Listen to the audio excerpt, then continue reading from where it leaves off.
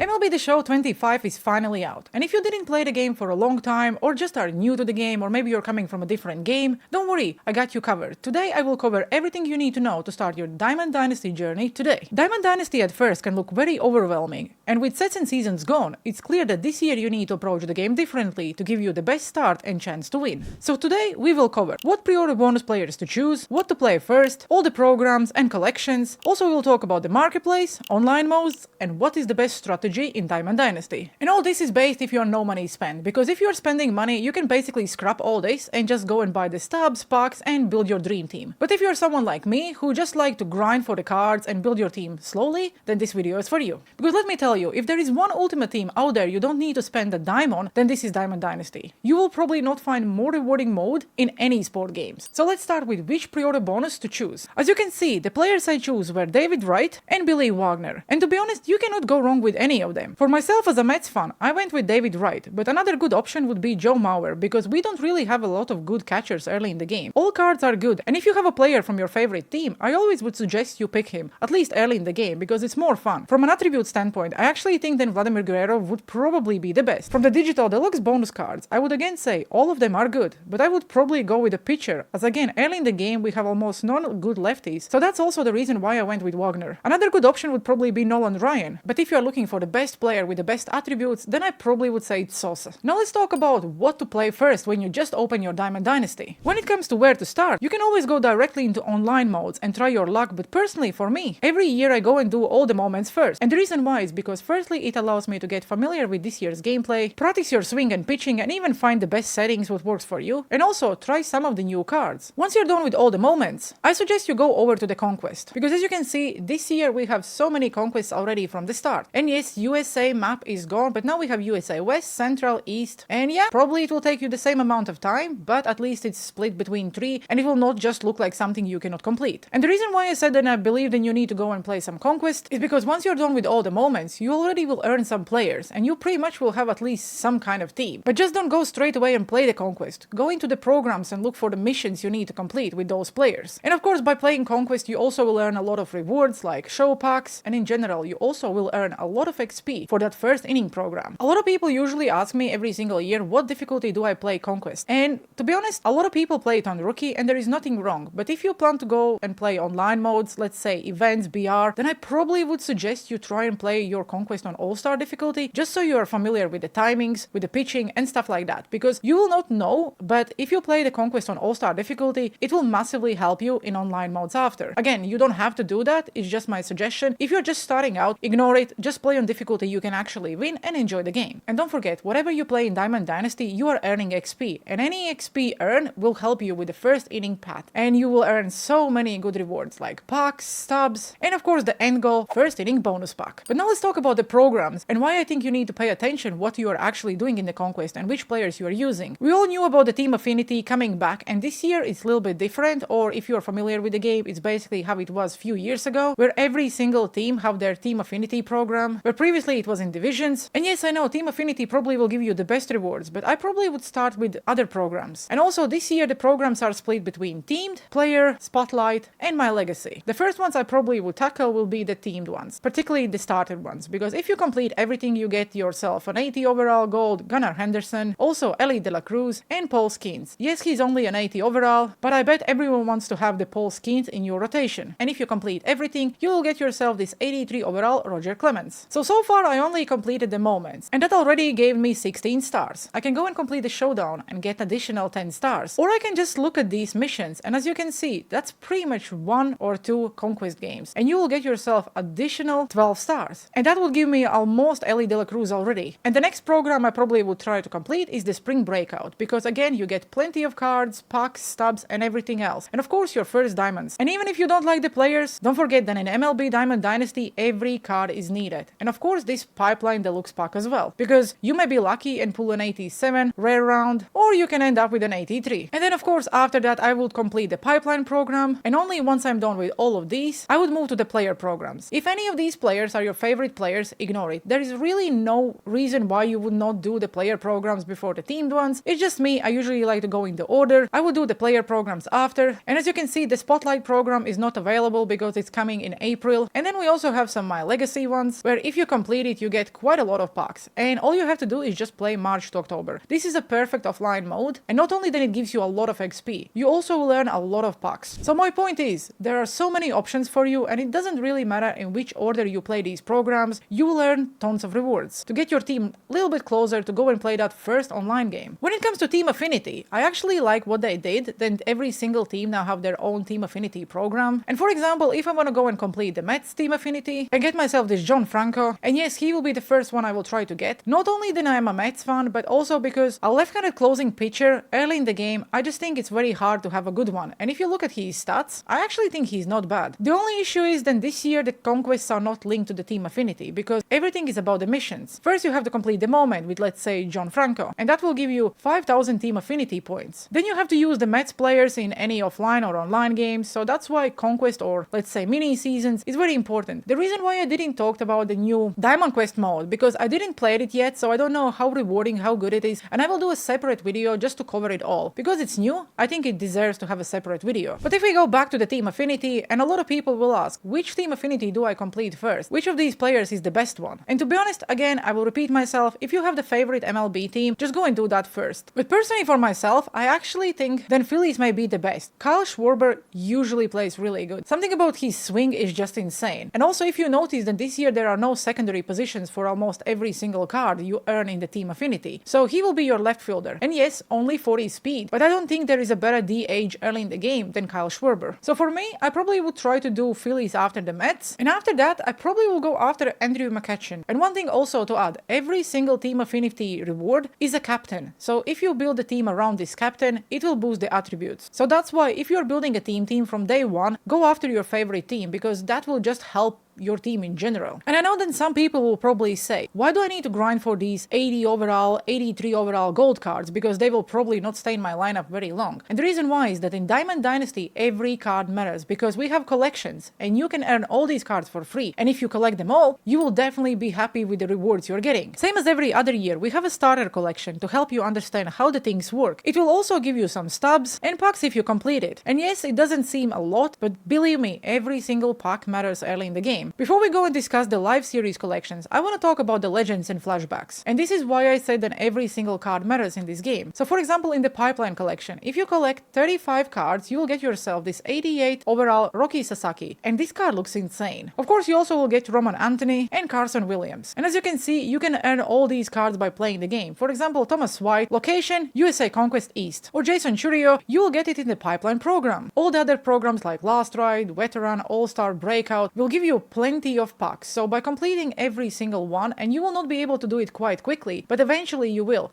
just earn yourself additional packs. And the packs are important because that's pretty much the only way how you can get yourself live series collection done. And if you collect every single MLB player from every single MLB team, you will get yourself this 99 overall Carlos Beltran. The first time I can actually say I'm a happy Mets fan. And while you do that, you also will get yourself 99 overall Roger Clemens and 99 overall Jill Hodges. The only issue is these collections will take you a little while because collections like Dodgers cost you a lot. So every single pack, every single player really matters. You have to collect them all, and you can get yourself a 92 overall pitcher. And of course, you have to do that with every single MLB team. There will be cheaper teams as well, because the highest overall in this collection, for example, is an 83 overall Logan Webb. But also the collection reward is only an 84 overall Orlando Capeda. So yes, there are cheaper ones, and then there are Yankees, Mets, and Dodgers. And those ones will probably cost you a little bit more. Okay, Dodgers will basically cost you everything you ever had, but you will still get it done. And now let's talk about the marketplace, because that's how you can buy yourself these live series players and get that collection done quickly, and also make some stubs. And yes, I know a lot of people probably would ask, why is she yapping about the marketplace? We already know everything. But this video is for people who didn't play the MLB The Show before, or maybe are coming from different sport game. Because if you're new to the Diamond Dynasty, the marketplace may look confusing. But don't worry, I will give you a brief overview on how it actually works. So as you can see, there is a buy now and sell now section. So if you want to buy the player, always put one stub more than the sell value. Or if you want to sell the player, always put one stub less than the buy value. So for example, the sell value for this player is 37 stubs. And because I want to buy him, I will put my buy order in for 38 stubs. Like I already mentioned, every pack will give you loads of common, bronze and silver cards, or even diamonds if you're lucky. And I suggest you sell every single duplicate. You will make a lot of stubs without even noticing it. And if you're lucky and let's say pull a high rated diamond player, I probably would suggest you hold on it until the game release worldwide, because I believe believe that the more players will play the game, the more expensive these live series diamonds will be. So if you put yourself Judge, Otani, or even Soto, don't sell it straight away, as far as you really don't need stubs now. When we talk about selling and buying players, I know it might take a lot of time. So if you don't want to lose your time playing the game, just use the MLB The Show mobile app. You can do that even when you are not at home. At work, at school, just flip the cards, sell your duplicates, buy the cards you need for the collections, or even open the packs, which I don't suggest, but you can still do that. Now let's assume you completed your offline grind. You completed all the moments, all the conquests, maybe even some showdown, some mini seasons, or maybe you even tried a new diamond quest. And you think, now I'm ready. My team is ready to go and play that first online game. So which one do I play first? In MLB The Show we have the Ranked, which is a 9-inning game, and it's also quite competitive. So as far as you're not good at the game or have a good experience with MLB, I would probably skip it for another week or two. We also have BR or Battle Royale, and it's a game mode where you don't really need your own players because you will draft them. But unfortunately, you can only get the best reward if you go 10-0. So again, if you are not really good at the game, you probably will not be able to do it early in the year. And in the past, we was able to get the BR reward or even the World Series reward in the programs if you was not really good and competitive in MLB. But this year they removed the programs for BR and Ranked and replaced it all with a multiplayer program, which allows you to play any multiplayer mode at any time and earn all these rewards. They did confirm that we will be able to see some of the BR and Rank Seasons rewards as well, but not straight away. So for example, once the new Rank Season drops, we probably will see the Season 1 rewards on a multiplayer program, so you still will be able to earn these cards by just playing any online mode you actually can. And if you are just starting out, I probably would suggest that the best mode for you would be events. Firstly, because it's a 3-inning game, and if you win or lose, it doesn't really matter. But you can still complete all the missions for the multiplayer mode because you can still hit 5 home runs, 25 extra base hits, score 50 runs, have 100 strikeouts, and in general 150 hits. The first mission also asks you to go and play every single mode, but I think this is only to get you familiar with these modes. So all you have to do is go and have 1 hit in Ranked, 1 hit in BR, and 1 hit in events, and that will give you 3 stars. And if you do all that, you get yourself 1 show pack. So even later in the year, if you don't want to play Ranked, you don't have to. If you don't want to play BR, you also don't have to. You will be able to complete every single mission by just playing events. And I think it's actually really good for casual players. And keep in mind that anything you play in Diamond Dynasty gives you an XP, and that will help you to complete the first inning program quicker. Because once you get yourself 320,000 XP, you will receive this choice pack. And I personally cannot wait to pick Manny Ramirez because I think he's the best out of all of them. And yes, Adrian Beltre also looks decent because he also have a secondary position, while Manny Ramirez can only play in the left field. Or we can always go after the steroid man, Mark McGwire. But once I'm done with the first inning program, I'm 100% picking up Manny because firstly, I'm super excited to see him in MLB, and in general, he's also the best card. Now let's talk about the strategy in Diamond Dynasty. It's super simple. Just play the game and have fun. If you're not spending money, you will still be able to build a competitive team. You saw how many rewards you can just earn from programs, conquests, and all the packs you will earn as well. There is no need to rush and try to complete everything quick because eventually you will end up with the same team everyone else. In the past, I was trying to go and play Ranked straight away because I really wanted that World Series reward when we had the programs. This year, I will just take it slowly. I will do all the offline stuff, then I will go and play some events, try to get as far as I can in the multiplayer program, and just focus on the first inning program. Again, there is so many programs, but you know what I mean. I really hope that you find this video helpful. If I didn't cover something and you still have some questions, make sure you leave them down in comment sections below. I also will stream on Twitch, and on top of that, I also will do some giveaways for MLB The Show. So if you still need a copy of the game and you watch this video till the end, make sure you stop by on Twitch, follow my socials for a chance to win a copy of MLB The Show. Thanks guys for watching. As always, if you enjoyed it, make sure you like and subscribe, and have a good one. See you on the field.